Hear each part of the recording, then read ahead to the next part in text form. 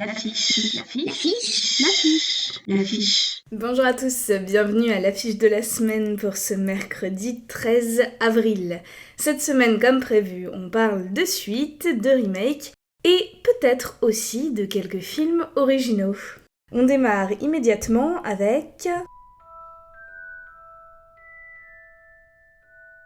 Eh oui, ils reviennent. Si comme moi vous êtes de la génération Harry Potter, vous avez grandi avec les livres puis les films, et 3 petites notes de musique vous suffisent à identifier la saga.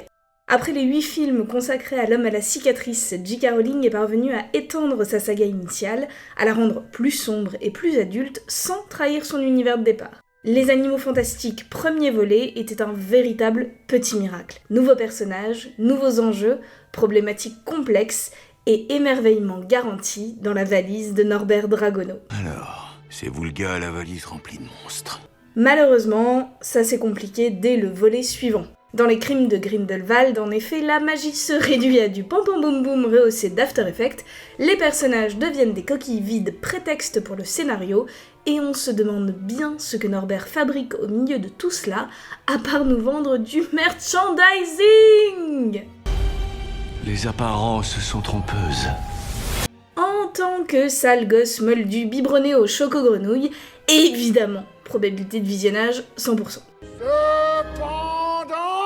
Si vous avez su conserver un rien d'esprit critique, n'hésitez pas à attendre quelques retours avant de vous ruer en salle. On enchaîne avec une autre suite, La revanche des crevettes pailletées, par Cédric Le Gallo et Maxime Govard. Et je suis bien embêtée avec celui-là. Alors, avec un titre pareil, évidemment, impossible pour moi de passer à côté. Seul problème, je suis incapable de vous dire si j'ai vu le premier volet. Dans la crevette, le meilleur c'est la queue. Et puis avec des paillettes, c'est encore mieux. Ce qui peut signifier 2 choses diamétralement opposées. Option 1, la bande-annonce du premier était tellement marquante que j'ai l'impression d'avoir vu le film uniquement avec ces quelques images. Ça ressemble à une bande de PD? Je sais pas, non. Et voici. Option 2, le premier volet est tellement oubliable qu'il ne m'a laissé que l'impression fugace d'une bande-annonce.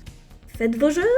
L'objectif affiché par les 2 réalisateurs dans ce deuxième volet comme dans le premier, c'est clairement de parler de la communauté LGBT sans en enfermer les représentants dans des carcans, en jouant avec les clichés, sans tomber dans la caricature. Dans les crevettes, le meilleur, c'est la tête.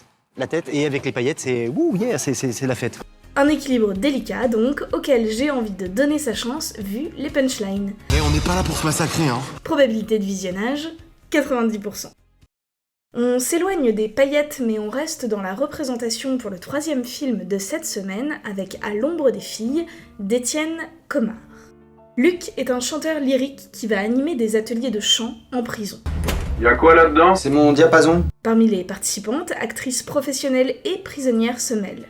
L'enfermement est bien sûr au cœur du film, mais le chant aussi, et le réalisateur confie avoir refusé de tourner des séquences en playback. Le but, c'est qu'on entende les imperfections, et qu'on ne croit pas que les prisonnières se muent elles aussi en chanteuses lyriques en l'espace de 2 séquences. On part donc sur un film tranche de vie sur fond de chansons françaises, forcément vous connaissez à me connaître, c'est ma cam, probabilité de visionnage, 80%. Et on va terminer cette semaine avec Vortex, réalisé par Gaspard Noé. Gaspard Noé est un réalisateur marquant, un de ceux dont vous ne pourrez pas oublier le nom tant son cinéma est clivant.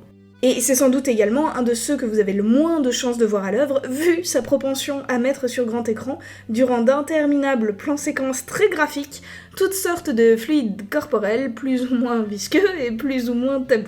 C'est le chouchou de Cannes pour les films hors compétition, évidemment, ce qui en dit long sur le type de film qu'il réalise.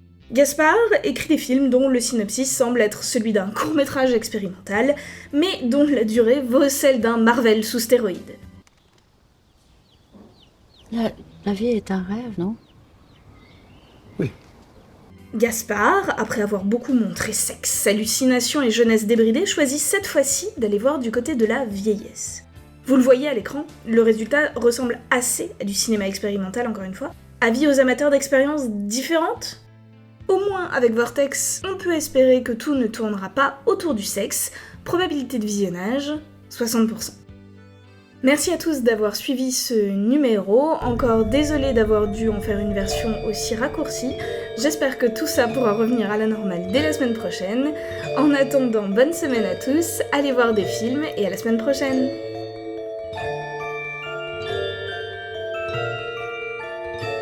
Quelle chance d'être né avec si peu de couilles.